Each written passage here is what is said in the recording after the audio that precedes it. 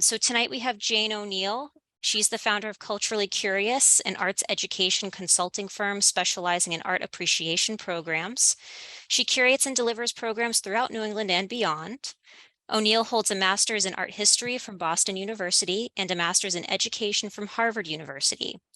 Born and raised in New Hampshire, she has worked at some of the state's most esteemed cultural institutions, including the League of New Hampshire Craftsmen, where she served as executive director, and the Carrier Museum of Art, where she held the role of senior educator. Jane has also taught at the college level for more than a decade, most recently at Southern New Hampshire University. For more information, visit iamculturallycurious.com. Tonight, she will present the secret stories behind art's most iconic works, Part 2. From Starry Night to the Nighthawks, there are some images that are so ubiquitous in our culture that we have stopped looking at them closely. This program delves into these iconic works and shares the secret stories behind their creation and reception. Edward Hopper, Nighthawks Detail, 1942, Art Institute of Chicago. Thank you so much for joining us tonight. So without further ado, I'm going to shift over to Jane and she'll get us started. Thank you so much, Gianna. Thank you, everybody, for tuning in tonight, for spending your evening with us. I am so honored to have your time and your ear, and we're going to have a lot of fun over the next hour, sort of delving into these works, digging into their past, and sharing these sometimes salacious secrets that go along with them. So these will probably all be paintings that you've seen before, but now hopefully you'll be able to see them in a new way. So we will be getting into the birth of Venus that I have on the screen here in just a little bit. I wanted to start off, especially for those that didn't see part 1 yet, just with the quick reminder about this term iconic, because it really is an art history term. The word icon refers to specific kinds of art that were produced towards the end of the Gothic era. These were emphatically flat images, like the one that you see over here on the left, and they were usually depictions of the Madonna and Child or different saints, typically with a flat golden background. And even though they weren't meant to look like an illusion of an actual person, they did function as stand-ins for those saints, and they were objects that were literally worshipped and revered.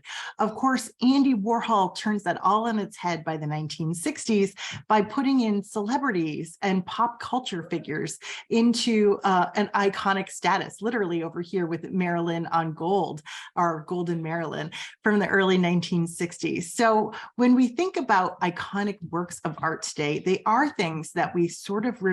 They're also exceptional works of art that are noted for being sort of the best of their type.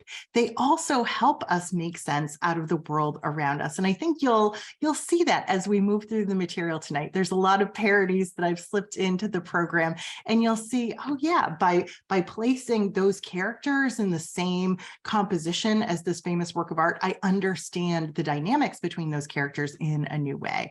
So lots to delve into. I'm going to try and circle back to most of the questions tonight at the end, unless there's something burning and urgent that Gianna steps in to notify me about. So let's get started with just an understanding in terms of how we'll spend this next hour together. For those of you that were here for part 1, we covered famous faces and figures already, as well as intriguing couples. And so tonight, what we'll be focusing on is gods and heroes and imagined spaces. Tons to cover here. Okay. So let's get started with our gods and heroes. And we're going to circle right back to Botticelli's famous Birth of Venus, which is painted in the early 1480s. This is a painting that's in the Uffizi Gallery in Florence. Maybe some of you have visited it and seen it in person. It's an oil on canvas, which was somewhat unusual for the times, and it's huge. It's roughly 6 feet tall by about 9 feet wide. And the subject matter here was very unusual for its time. It's a mythological subject matter, of course, Venus being the goddess of love, and it's a full-length female nude. Artists really weren't painting anything like this, and they hadn't been painting anything like this for roughly 1,500 years, going back to classical antiquity. And you might be scratching your head and thinking, sure, there are plenty of female nudes in between that time period, in those 1,500 years. And for the most part, the nudes that you do see look a lot like this. Over here on the left is a fresco painting by an early Italian Renaissance artist named Masaccio. This dates to about 1425, so almost 50 years before Botticelli's Birth of Venus. And in this little detail that we see here, we see Adam and Eve being expelled from the Garden of Eden by this angel with a sword. And of course, Eve is naked. This is how we identify her in art for the most part. But look at the pain on her face, and look at how she's really struggling to hide her nudity here. And in some ways, I always sort of thought of the pain as being associated with the shame of her nude body. Now, our Venus over here on the right, looking so lovely, is in a very similar pose. But you'll notice, even though she's attempting to cover herself, she's not successful in that endeavor. And that is entirely the point. We'll be delving into that. So what makes the Birth of Venus so outstanding, so exceptional, is that this was really the first painting that was done for nearly 1,500 years that was celebrating sensuality, sex itself, beauty in this new way. It's believed that this painting was probably done as a wedding present. What a wedding present, right? And it was probably commissioned by the famous Medici family, someone in the famous Medici family, because this grove of trees over here is actually an orange grove, and the orange was the symbol of the Medici because of its close association with medicinal properties. All right, so let's zoom in for a second on this full-length female nude and what makes her really intriguing and exceptional for the time period. Now, I think that this gorgeous woman here sort of functions as a stand-in for beauty for us even today. She's just a symbol for beauty. She's a shorthand for beauty. But I think the more that you look at her, the stranger she looks. So let's start off with her head and her neck here. She's got this impossibly long giraffe-like neck, and then her head is sort of hinged in a strange angle from that neck. The neck goes off in this direction, the head tilts in this direction, and when we compare sort of the width of the head versus the neck seems a little bit maybe larger than it could be or should be.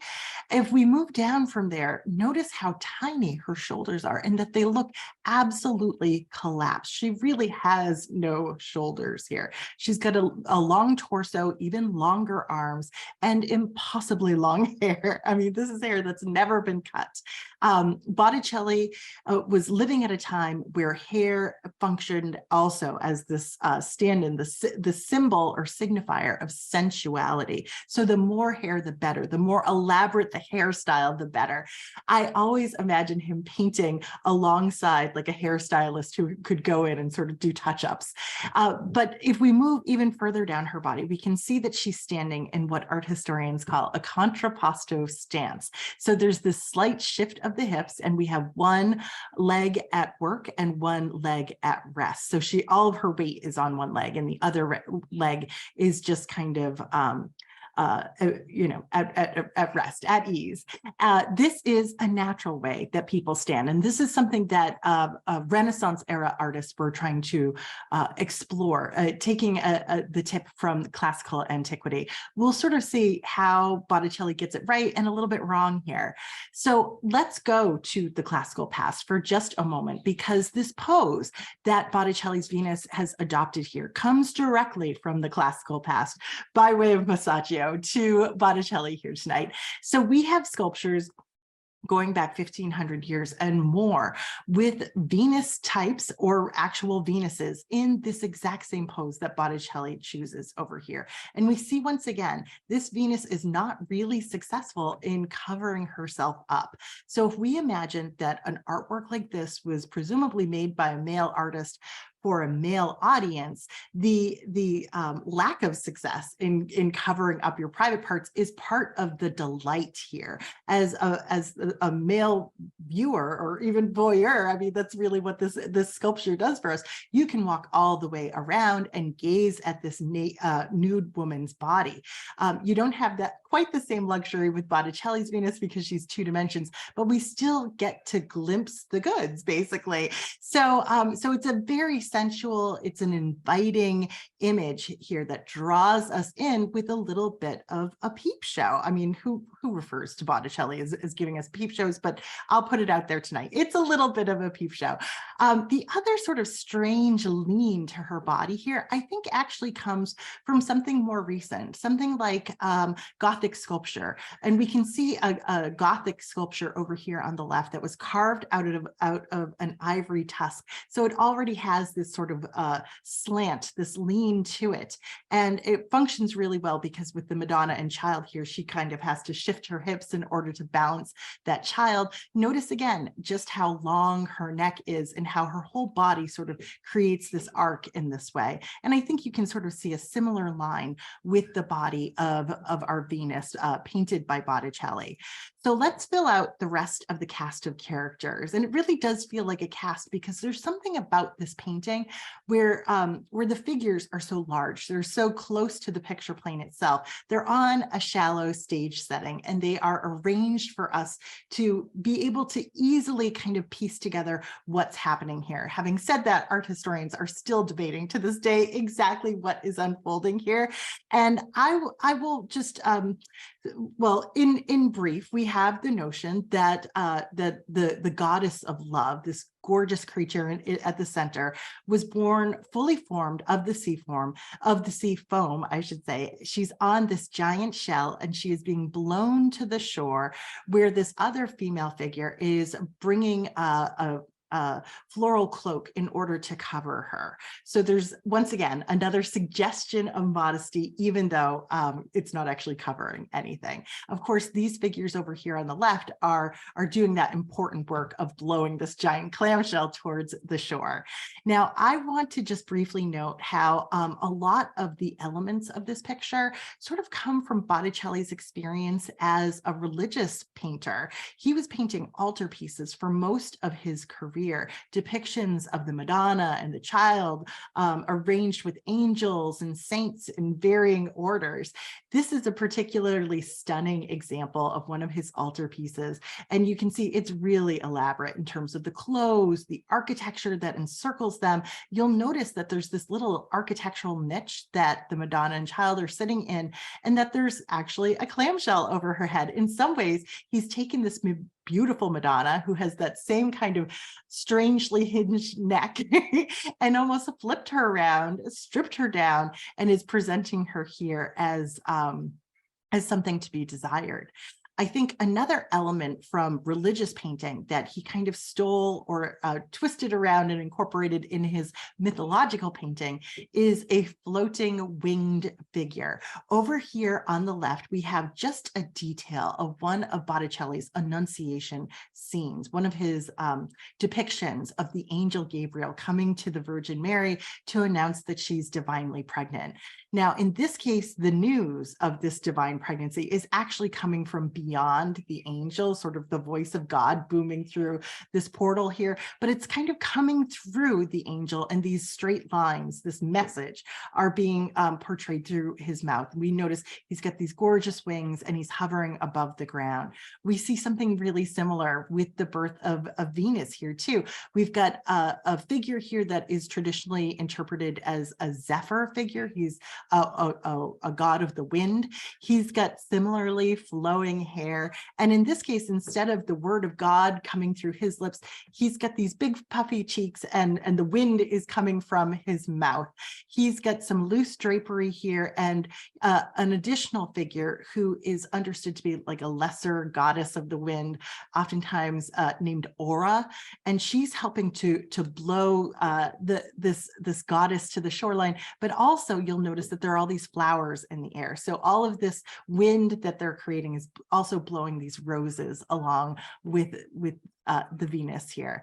Now, our last character is this figure over here, and believe it or not, art historians are still debating to this day whether or not she is a personification of spring or summer. I would say in most cases, it hardly matters to the average person, but they get really into what kinds of flowers are around her middle section here and on her dress and on this mantle that she's going to use to cover up the Virgin. Now, beyond this, we've got some real interesting stylization. Notice how the waves are pretty uniform. The tree trunks are pretty uniform. Botticelli is really just focusing our eye and attention on the beauty of these figures. Notice too that this figure here has a really elaborate hairdo. Once again, that stylist is right there and she's on point. The last element here that I wanted to share with you when it comes to Botticelli and the birth of Venus is this hard line that he uses to define the elements of the figure and the elements of her body. He's using a black line to describe her nostrils, the outline of her eyes, her chin here. And just a few decades later, we're going to have somebody like Leonardo da Vinci come in who's not using a hard black line to describe anything. Instead, he's using this kind of smudgy shadowing, which makes this figure appear much more three-dimensional. But you couldn't get to Leonardo da Vinci from, let's say, the Gothic era without going through Botticelli first. Botticelli is introducing to us this new focus on the human form and on beauty and sensuality, skin and flesh. And so without Botticelli, we would have never gotten to the famous Mona Lisa. Now, Mona Lisa is going to serve as a segue for us. She is, of course, not a god or a hero, but his other major work, Leonardo da Vinci's other major famous work, the depiction of the Last Supper, is certainly a rendering of a god, or at least the son of God, right? So everybody's seen this painting before. We all know that it was painted in the final years of the 1400s. And we know that this was done on a wall inside a dining hall that was used by monks. It was at a monastery. So you can imagine being a monk, eating silently and taking in this scene. Now, this is a very dramatic scene.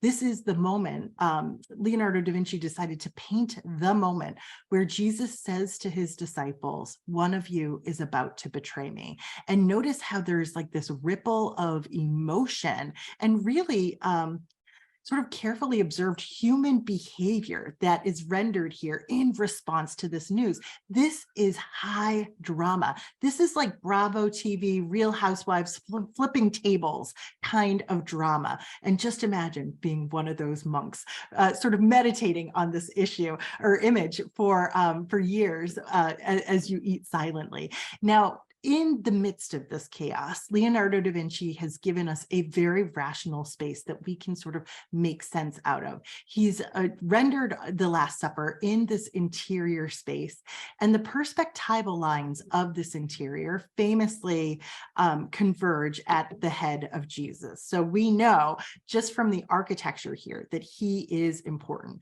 Now, one of the revolutionary things that da Vinci did was he decided to do away with halos, but there is a little arch over this doorway beyond Jesus that kind of functions as a very subtle halo. There were a number of revolutionary things that he did with this work, but I want to sort of cut away to the idea of who are each of these characters. And what's most important to me, at least I remember the first time I ever saw this painting, was where's Judas? Which figure here is Judas? If one of them is about to betray Jesus, how can you tell who is it? Because everybody sort of seems to be, pleading their innocence here. So if you don't remember right off the bat, let me tell you that artists used to make it really easy for you. Other artists from the 1400s, who were Leonardo da Vinci's predecessors, created these works that da Vinci himself was familiar with and studied from. And these depictions of the Last Supper made it so easy to find who was going to betray Jesus. They literally put Judas on the other side of the table.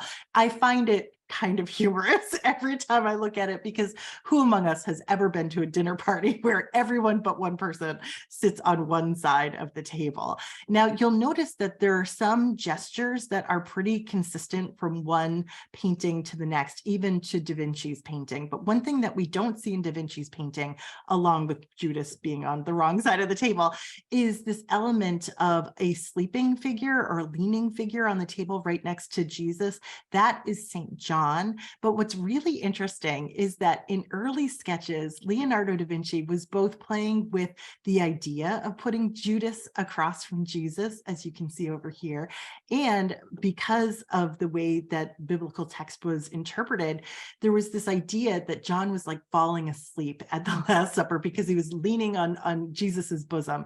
So Da Vinci painted St. John with his head on or at least sketched him with his head on the table. That doesn't make for great drama. So he ends up revising that. All right, so we go back to the Last Supper as it is today. Now, we know that he was revolutionary in terms of not using halos on these figures, but he was always experimental when it came to his works, especially with the materials. Like sometimes he would get off track with the project because he wanted to do new things. He wanted to innovate all the time.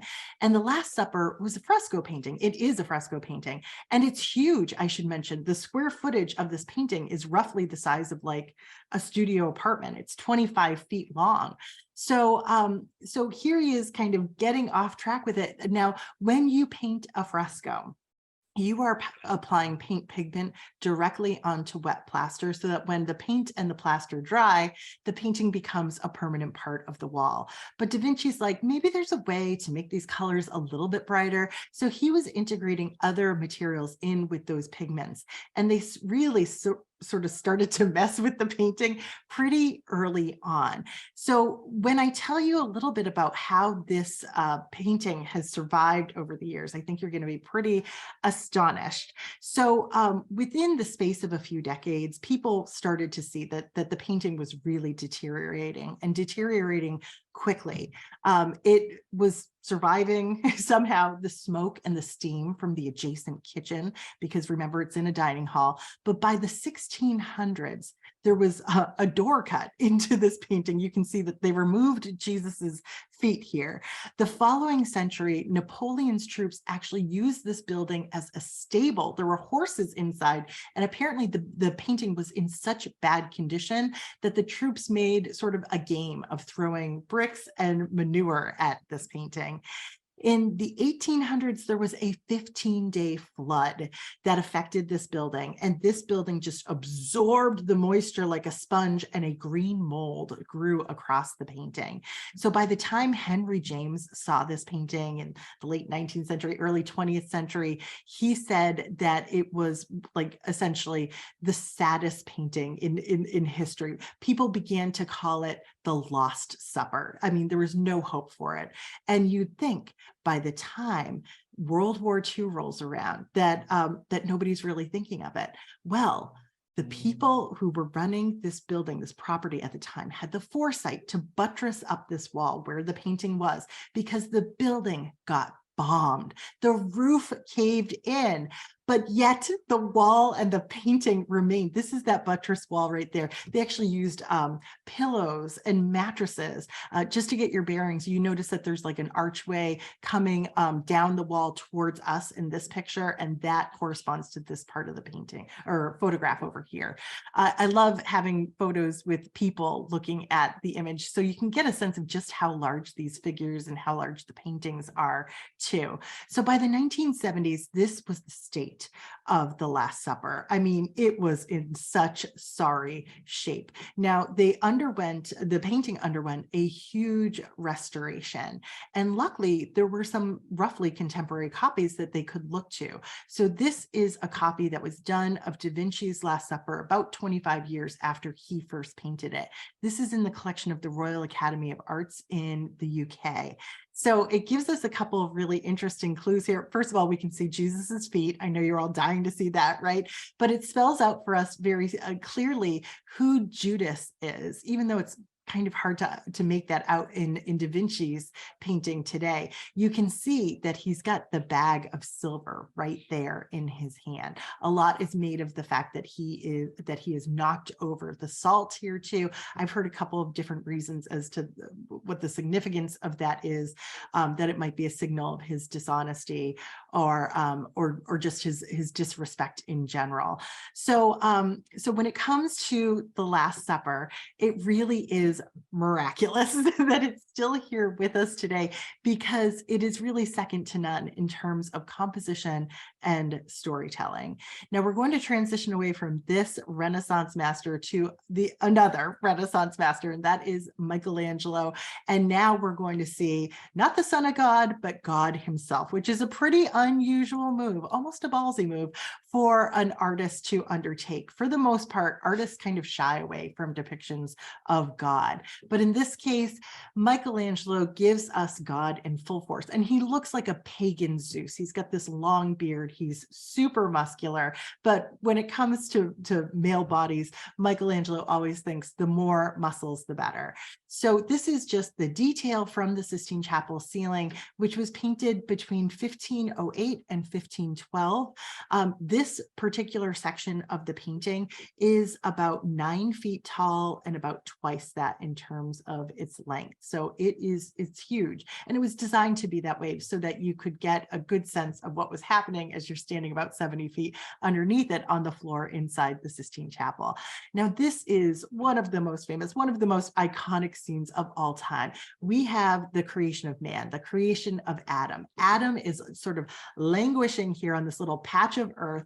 He is all muscle. He looks like he could be an incredibly powerful figure, but here he has like no energy. It's almost as though he's nothing but muscle. He doesn't seem to have a brain, a soul, any sort of humanity here. It takes God sort of swooping in, and he is all energy. He's all zest. And it takes him swooping in to sort of convey all of everything that's still lacking here with Adam. And we get the sense that in this little inch of space between their fingers, there's like this electricity. There's this potential for everything that human beings can be. And we're on the edge of our seat. We can't wait to see it because God is promising so much in this incredible scene. So leaving those fingers in this kind of untouched moment is, I think, just great storytelling on the part of Michelangelo. And I've seen so many posters over the years too, of just the hands there and that in that moment just before they connect. So let's turn our attention back to God for a moment, because like I said, he is muscular, he's all powerful. It's a really unusual choice for Michelangelo to show him in like this short little tunic here. And we can see God's knees and his feet. It's strange. And there's this swooping drapery behind him. And we notice that there are all these little Cupid-like figures. The Italians call them putti. They aren't necessarily little gods of love, but they're often sort of like these kind of filler figures. And Michelangelo had a lot of filler figures on the Sistine Chapel ceiling. So it makes sense that he's kind of surrounded by these sweet little faces and bodies. But notice that one of them kind of seems to be getting special attention. This one over here. We notice that God's other hand is resting with this sort of unusual gesture on that baby's shoulder. So one interpretation of this painting is that with one hand, God is creating man, creating original sin. And with his other hand, he is creating Jesus, who would be the salvation, the redemption for that sin. Now, that is pretty powerful storytelling. Sometimes this figure here is interpreted as Eve. Sometimes she's thought of as the Virgin Mary. But this is such an iconic moment and such a great composition, such great storytelling, that it makes sense that other people have adopted it to tell their stories, right? I love this one with the Muppets because, of course, Jim Henson is like a god to these Muppets. He's created all of them. And that sort of potential, that moment of connection, or where we're about to see that connection, is literally Jim Henson bringing these characters to life in the same way. This is just a great photograph over here at the bottom by a photographer named Freddie Fabrice. He did a series of photographs of mechanics adopting all of these poses from great Renaissance and Baroque paintings. Now, one of the last, I think, really compelling theories around Michelangelo's painting called The Birth of, or The Creation of Man, has to do with the shape of this drapery that is kind of swooping out beyond God here. It's a really interesting shape. You'll notice too that there's this little green trail here, and some of that sometimes that's captured in the parodies as well. Well, neuroscientists who are much more familiar with the shape of the brain have actually theorized that Michelangelo designed that kind of swooping drapery and that cluster of figures to look like the shape and the anatomy of the human brain. And wouldn't that just make such great sense? Because this is the moment where God is sort of swooping in and giving Adam knowledge. It would be a brilliant move on the part of Michelangelo. And you might be thinking, well, how did he know what a brain looked like?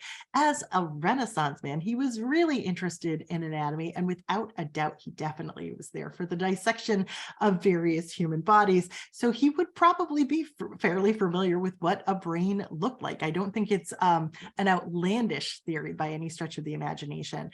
Now, one of the sketches that I love for the creation of man is this one over here. You can see Michelangelo is in his element. He's really focused on this muscular torso of Adam over here. Adam has so many muscles. He's probably got some invented muscles that go along with this. We can see where Michelangelo's true passions lie, but we can also see in this other sketch that he was really sort of thinking through the gestures, the hands, the storytelling that came from those hands here. And, what an amazing thing to think about, Michelangelo never really knowing how important that gesture has been to humanity ever since, and how significant and how great it is in terms of storytelling. So we are going to move on from the Renaissance now and shift our focus from gods now to heroes. So we are going to look at Rembrandt's The Night Watch, painted in 1642. This is at the Rijksmuseum in the Netherlands. And of course, the right off the bat, the famous story around this particular picture is that it's not a night scene, and it was never called The Night Watch. It is a painting that was heavily varnished after it was painted, and so the painting itself really darkened.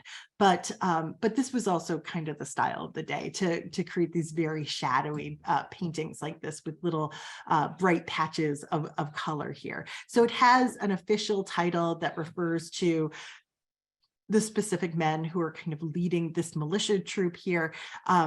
But generally speaking, everybody calls it The Night Watch. Now, this is a very large painting. It's about 12 feet tall and 14 feet wide. These figures are roughly life-size too, and there's about 24 of them here.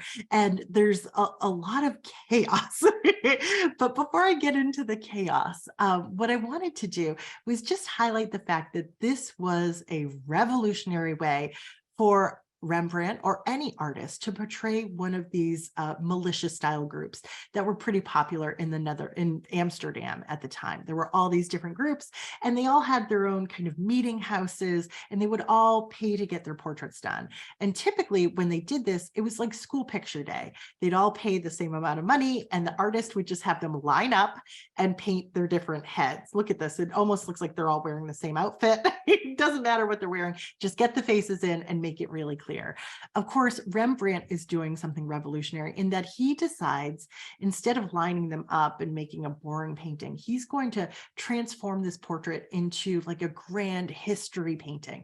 This is going to be a call to arms, but it turns out to be sort of like a mishmash, chaotic call to arms, because he's dressing all of these figures and arming them with just random props that he had around his studio. So, I mean, if you were really trying to zero in on costumes and armor and spears and muskets, you would be thinking, what time period is this? What on earth is going on? The more you look at it, the more you begin to wonder about what's happening here. And I remember back in grad school, I took a semester-long course on Rembrandt, and I just remember reading about this work and coming away from the reading with so many more questions than I had than at the beginning of the reading. It just sort of pulled at all of these different threads, and you just begin to wonder. But one of my lasting questions really had to do with this little golden girl over here. You can see up close, she's got a dead chicken hanging from its talons tied to her waist here. For years, art historians debated who she was, why she was there. Was she an imagined figure? Generally speaking, they think of her as like a representation of a mascot. I was telling my brother about this the other day, and he sort of furrows his brow. He doesn't really understand. So I put it to him in terms he could understand. I said, it's like she's Ravenclaw, and she's got the claws right there to prove it. So she's the stand-in, and that made sense. So there's another detail of this picture that I absolutely love. There is a purported self-portrait of Rembrandt in this picture, and it's hysterical. Are you ready for this? It is believed that right back here, almost, near the center of the picture, that there's this little eyeball, and that eyeball belongs to Rembrandt. You can see that he's wearing this little cap that looks like other caps that he's worn in self-portraits. I believe this is one of the self-portraits that was stolen from the Gardner Museum down here. But you can see similar hat, similar eyeball. It's so funny to me to think that Rembrandt just had to like tuck himself into this great painting here too. Some more fun facts related to the Night Watch. When this picture left the meeting house where this militia group would meet and then eventually moved into a museum, it was too big to fit out the door or maybe into the museum door. So they did something, just unbelievable. They altered the painting and not the architecture. So Rembrandt's Night Watch has actually been cut down over the years. A huge portion of it is missing from over here on the left. How do we know that? Because once again, there were some great copyists along the way that showed us what the painting was intended to look like. Now, Rembrandt's Night Watch is like a fan favorite. When you go to the Rijksmuseum, that's where the crowds are. It's like visiting the Mona Lisa at the Louvre. But it also attracts negative behavior. Over the years, the painting's been attacked several times with like knives and other things, even acid. Amazingly, there were guards in the room that were able to neutralize the acid almost immediately. But there's been so many attacks over the years that the Rijksmuseum actually installed a trap door underneath this giant painting so that if it was ever in danger, it could just fall off the wall, through the floor, and into a chute to protect it. That is pretty incredible. So we're going to shift now to our last hero, and it's one that we are much more familiar with than any of these Europeans that we've seen so far tonight. It is, of course, Washington crossing the Delaware. We've got these great parodies of it with the cast of Veep over here, with Julia Louis-Dreyfus looking a little bit spaced out here, unaware of people outside of the boat. And then Stephen Colbert and his staff adopting the same poses. Now, the actual painting, of course, looks like this, and we all could have probably assembled ourselves in a similar pose because this is a painting that's so familiar to so many of us. I think at this point, we almost think of it as gospel, like it's an actual depiction of Washington crossing the Delaware during the Revolutionary War. Now, nothing could be further from the truth. Of course, this was painted by a German artist, and it was painted much closer in time to the Civil War than to the Revolutionary War. But you can imagine paintings that provide some sort of sense of unity would have been a hot commodity as we geared up towards the Civil War. So this painting is in the collection of the Metropolitan Museum of Art. And just as I mentioned before, everybody loves it. People like to adopt these different poses. The only people that don't like it, apparently, are the curators of the Metropolitan Museum of Art. There's a lot of problems with this painting. I'll touch on a few of them, but they consider it sort of a second-rate painting, but it's always on view, in part because it's a crowd favorite and also in part because it's absolutely enormous. And so it creates problems to store it. So why not just leave it out?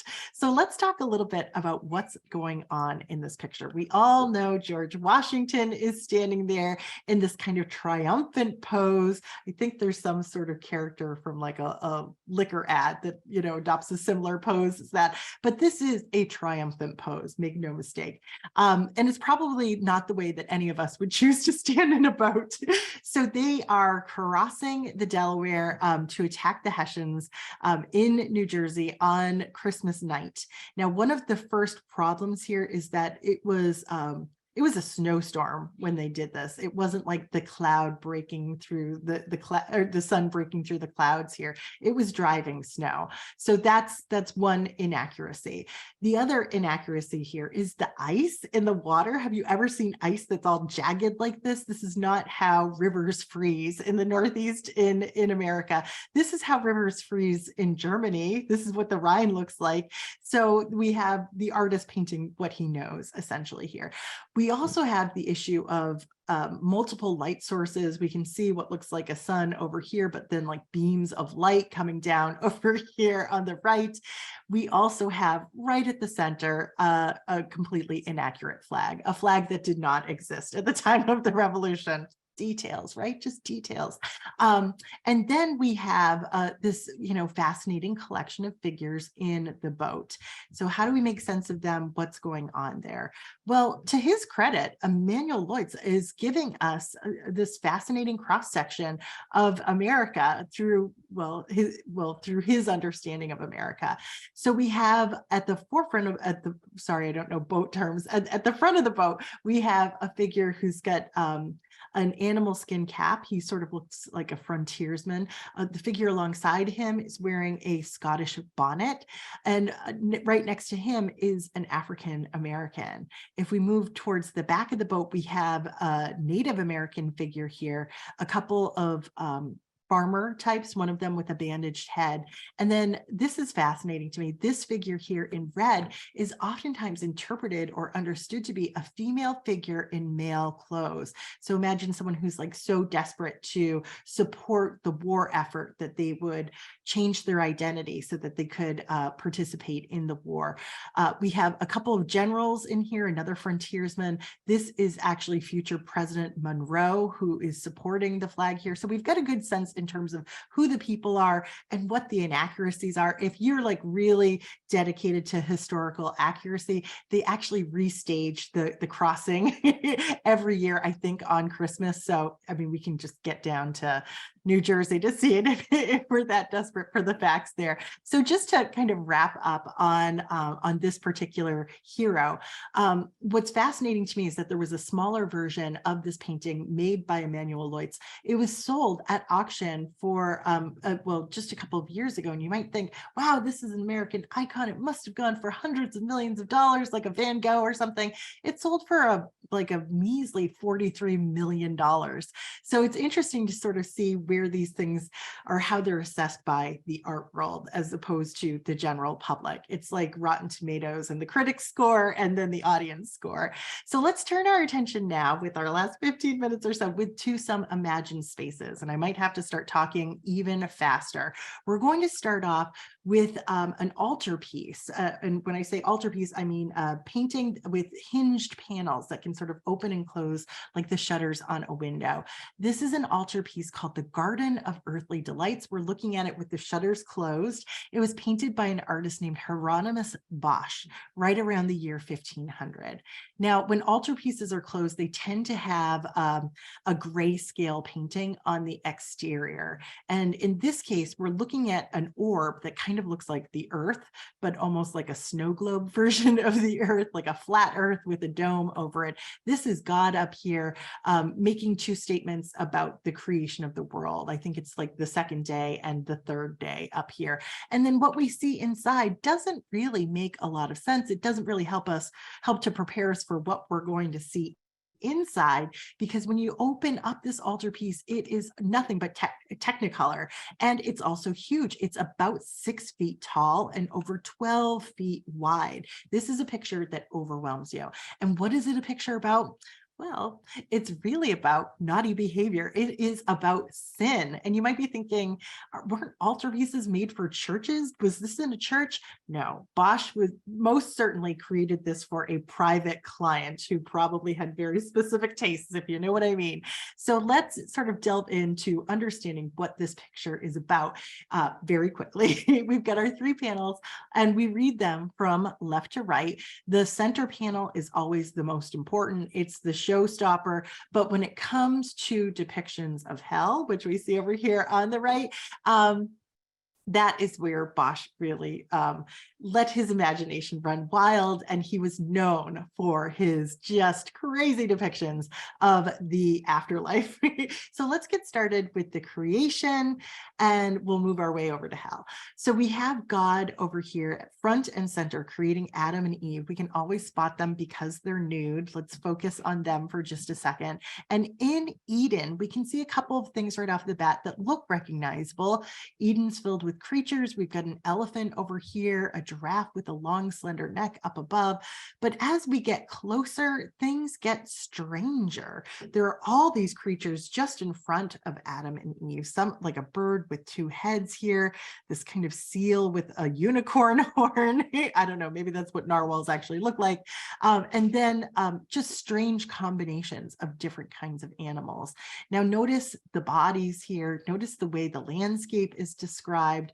There's something really sort of appealing about this, but we are a world away from Michelangelo and his depiction of the creation of man. And there's only about 10 years that separate these two paintings. It's pretty amazing. So just above this little scene here with our figures, we can see there's all of these creatures kind of coming out of the water onto land. I'm going to move up there just for a moment. And you can see, again, Bosch is letting his imagination run wild. These are not real creatures. We don't have like three-headed lizards like this. Now, if I zoom out again, just for a moment, I want to give you a sort of a mind-blowing fact here. That little passage with those creatures walking out onto land is oftentimes understood to look like the profile of a figure. Here would be the nose. This would be like a closed eye with eyelashes, some lips over here. And so it might not come as a huge surprise that the surrealist artist Salvador Dali was fascinated by this this what seems to be a profile in this painting, and adopted something similar as his own self-portrait for several of his paintings in the 1930s. We'll get back to that a little bit later, actually. So let's move our attention over to the Garden of Earthly Delights. This is where all the delighting is happening, right? So this is a chaotic scene filled with dozens and dozens of human figures who are doing all sorts of interesting and naughty things with large pieces of fruit and very large birds and sometimes fish. But it looks like everything is sort of all of these encounters are of a romantic or of a sexual nature. There's very strange pairings of figures and fruit. But one element that you see a couple of times in this picture are figures that are enclosed in these little bubbles. And artists at the time oftentimes painted proverbs being things like "don't bite the hand that feeds you," and they would paint literal depictions of these things. So some scholars theorize that these bubbles are a suggestion of a proverb that existed at the time, something similar to like happiness is as fragile as a bubble or as fragile as glass. We can see a lot of these strange combinations here. Around the foreground of the picture, we see clusters of figures eating fruit, communing with fruit and birds all around. In the middle ground, we have this pool of water where there are women bathing and standing, and then this parade of men on the backs of real and imagined creatures. They seem to be kind of performing for, trying to impress the women. Some of them are in very strange positions. And then even further back in this one panel, sorry, went the wrong way, we have mountains and fountains that all look vaguely phallic. And once again, very strange combinations of things and people. I love this group that seems to be emerging from the water, into a giant broken egg. None of it makes sense, but we all know that you're going to end up in hell in the afterlife. So there's a lot to unpack here. I'm just going to focus on a couple of fantastic details, including this figure here that is generally understood to be the devil in this picture. Traditionally speaking, in art history, the devil was blue, not red. Here, he has a bird head and he's wearing a cauldron for a hat. He is ingesting and excreting human beings. We are just beginning to imagine how bad hell can be. But one of the very imaginative things that Hieronymus Bosch does with this painting is he does this whole vignette here of human beings being tortured in the afterlife by musical instruments. So musical instruments become instruments of torture.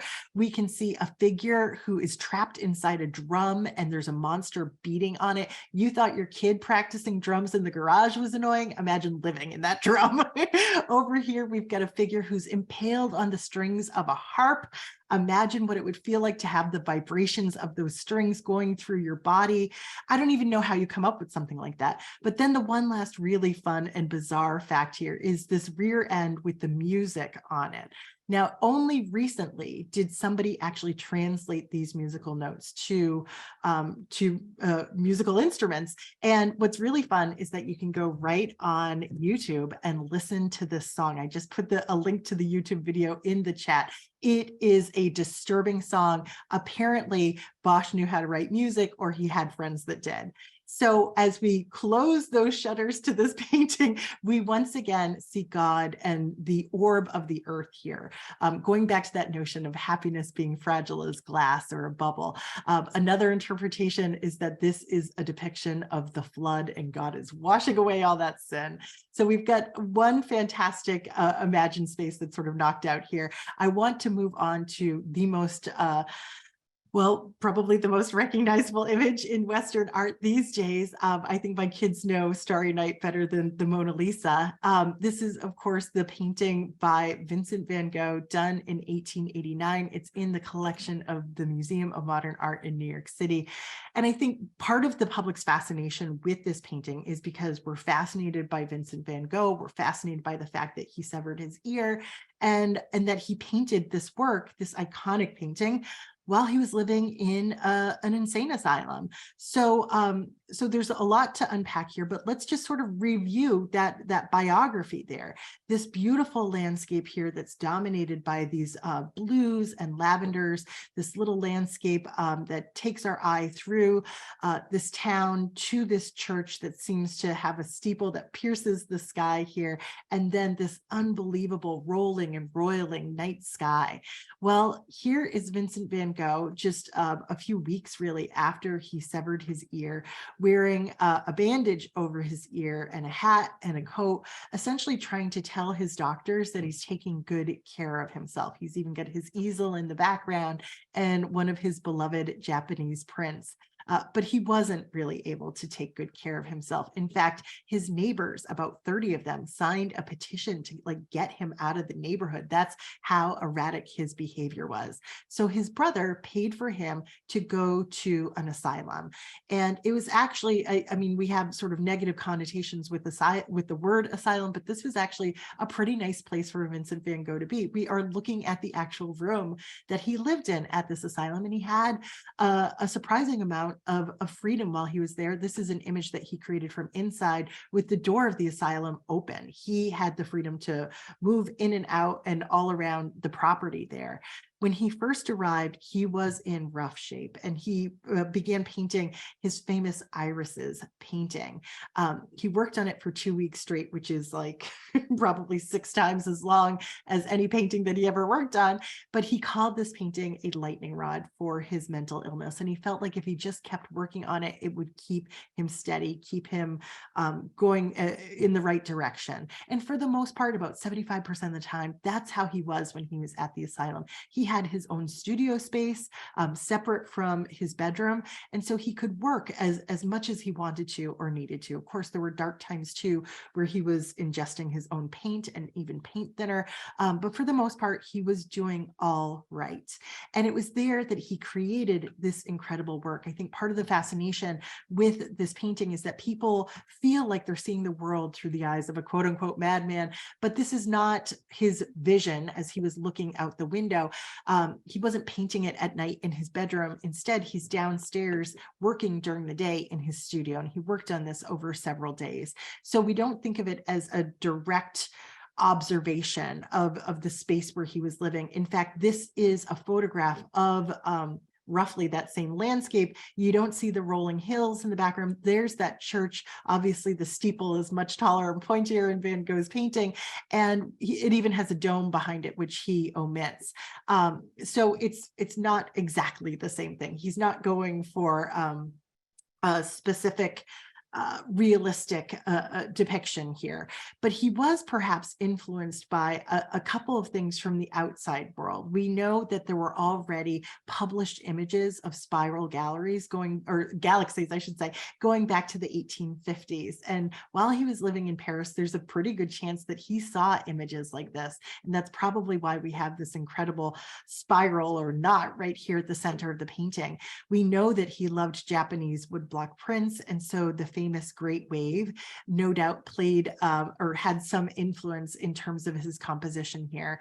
I would be remiss too if I didn't mention this very tall framing device in his painting. This is a cypress tree. They are closely associated with death in the history of art. They're often planted in cemeteries. In this case, it's very close to us in the foreground, which is why it looms so large. Now, there's been kind of wild interpretations of this painting over the years. One of the ones that I read recently, which kind of knocked my socks off because it's wild. And this was by a renowned art historian who said that there's actually a pregnant woman in the sky and that the moon is her crown, and then you guess where her body is down below. But I really think that that Van Gogh was experimenting with brushwork. He was experimenting with color theory here, with these yellows and blues sort of being opposite each other on the color wheel. And in fact, he didn't think that this was a great painting when he was done with it. He wrote to his brother that it was a little bit of a flop. These days, of course, everyone disagrees. And the Museum of Modern Art has made it on their website so that you can essentially rotate the canvas around in real time and get really close to it like this and see how he was actually applying the paint to the canvas here, which is so exciting. So with this painting, Vincent van Gogh essentially establishes this idea that a landscape can be emotional. Without Vincent van Gogh, we probably wouldn't have Munch's The Scream that we see over here on the right from just a few years later, which incidentally, I believe, is the only painting that is also an emoji. We're going to finish up tonight with one last painting, and we all know it, even if you don't know the exact title. All I have to say is Melting Clocks, and we all sort of lock into this image. This is a landscape that also evokes very strong feelings. For me, it's feelings of disgust, and I think that's sort of what Salvador Dali was going for when he painted The Persistence of Memory in 1931. This is also at the Museum of Modern Art. It's a much smaller painting than most of the paintings that we've looked at tonight. It's about 10 inches by 14 inches. So part of the fascination with this painting is that Salvador Dali, who we see over here in a photograph taken just a few years after the painting was done, was that he was a showman. And as a surrealist artist, he was very interested in tapping into the unconscious. He was interested in Freud. So they were sort of using the terms unconscious and subconscious as synonyms. So he's trying to tap into this part of our minds that we're not even fully aware of. And what does that breed? What does that look like visually? So Salvador Dali said that he could put himself into a trance, essentially, and then paint what he saw. So sort of like Hieronymus Bosch, who we saw before, remember that little profile that we saw in the Garden of Earthly Delights? Well, Dali put a similar profile that's presumed to be a self-portrait right there in the center of The Persistence of Memory. So sort of like Bosch, who came before him, Salvador Dali got really good at just combining disparate things. So what you have in his paintings is something that looks crystal clear. We can understand that we're looking at a dead tree. We understand that we're looking at a watch, but it's also illogical. And so that functions so much like a dream that we might have, which I think is part of the appeal here.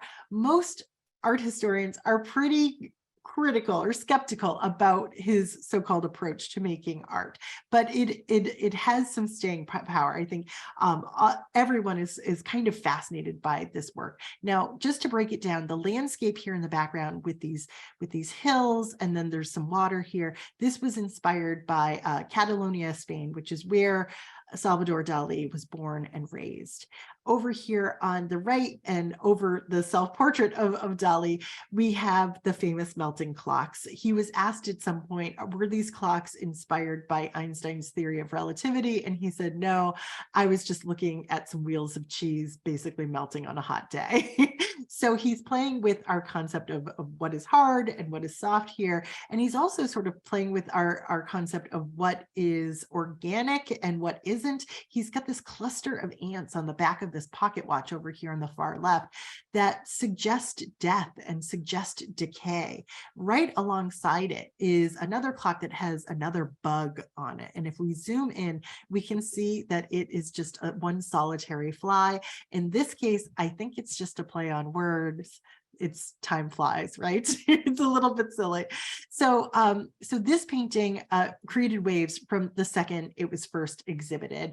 A critic at the time proclaimed it to be 10 by 14 inches of Dali dynamite, and it was reproduced basically in every review of that show. But what most people don't know is that there's another version of it. Salvador Dali returned to the persistence of memory about 2 decades later with this work, which is called The Disintegration of the Persistence of Memory. It just rolls right off the tongue. And generally speaking, this work is understood to be a little bit of a meditation on the artist's anxieties related to the atomic age. So he's kind of atomized all of the elements of the foreground, those big stage-like blocks that we saw before. There are these other abstract elements that kind of look like warheads. They seem to be circling around time here as well. And his self-portrait, his blob self-portrait here seems to be kind of echoing the way this fish is decorated here too. And Dali did say that the fish was supposed to represent life. So not sure if he's getting more lively over here or if he is going to disintegrate as well. Now, Dali as a showman really knew how to make a buck, and he made a career on these melting clocks. So these 3 works, this is a sculpture, this is a tapestry, these are playing cards. These are all from the 1970s. He was cashing in on this motif for decades. It was so popular and I think so compelling to us as well. And we still sort of play with this concept of time shifting and time being a flat circle, if you know the reference there, in popular culture, in literature all the time. So we'll end with just one last parody here. We've got 2 Simpsons parodies of The Persistence of Memory, where the characters are sort of the blobs here. The donut is attracting the bugs, but you just got to love Salvador's deli, the persistence of lunchtime with the melting clock in the background.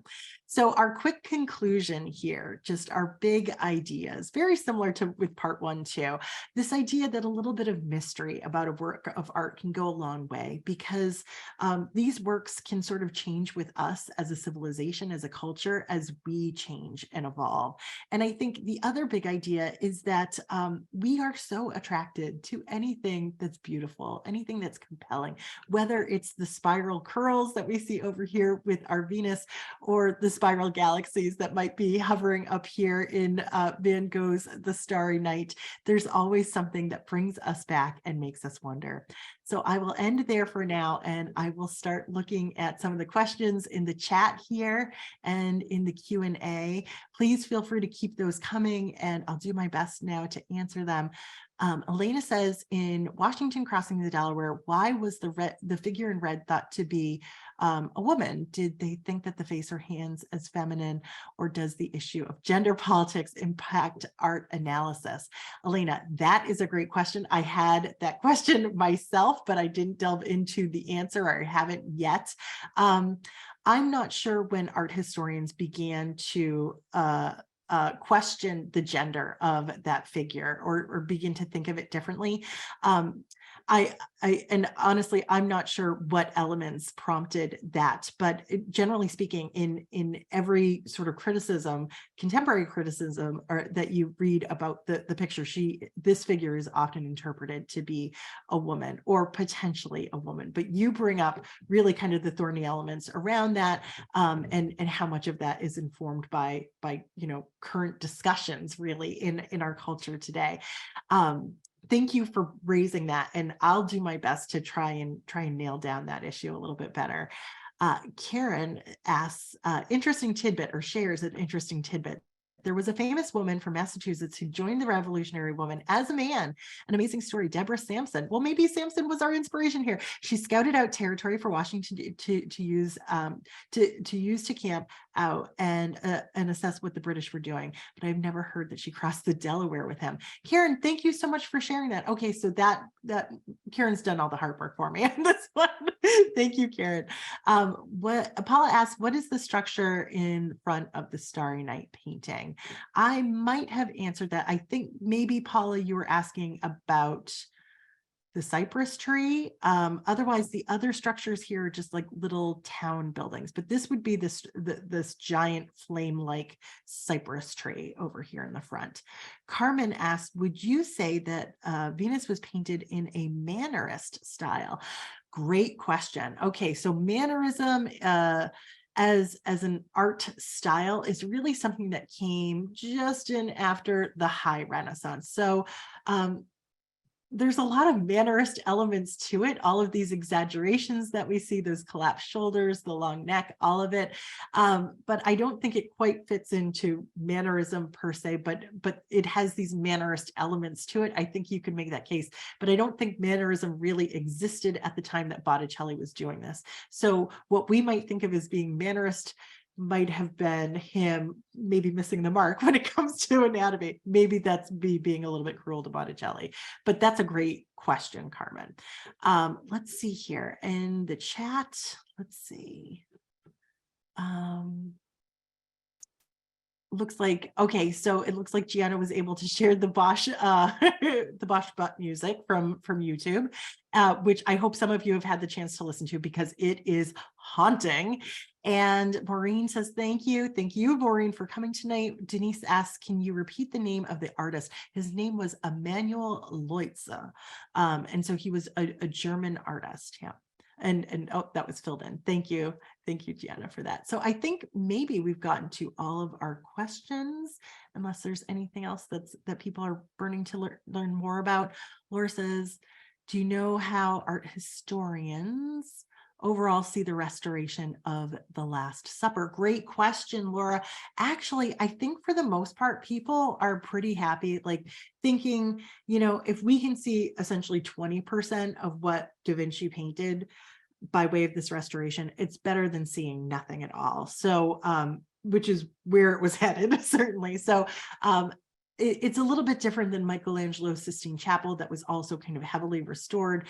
That wasn't in as bad a shape, but Da Vinci's painting really could have been lost. So I think there's less harsh criticism about that restoration, as I understand it. Karen, thank you for your kind words, and you too, Karen. And Donnie says, oh, kind things as well. Thank you, Donnie. I really appreciate it. And thank you again, everybody, for joining us tonight. And I hope you can reconnect with us next month for Basquiat. That will be really fun. Very different, a contemporary artist, right in there with Andy Warhol. So there's that'll be some fun flashbacks to the 1980s for a lot of people. So thank you again, everybody. Thank you, Gianna. No, thank you so much, Jane, and thank you everyone for joining us tonight. Thank you for your questions. Very interesting talk. So happy that I could be here for it tonight. Just so that everyone knows before you log off, once again, the next program of Art on Thursdays is going to be on February 23rd. So feel free to go to our website. You can register for that, get your Zoom link, and join us next time. And just to reiterate too, you'll get a recording of tonight's program as well as a recording of part one. So you didn't miss out on anything. You'll get that all tomorrow. So have a good night, everyone, and thank you so much for joining us.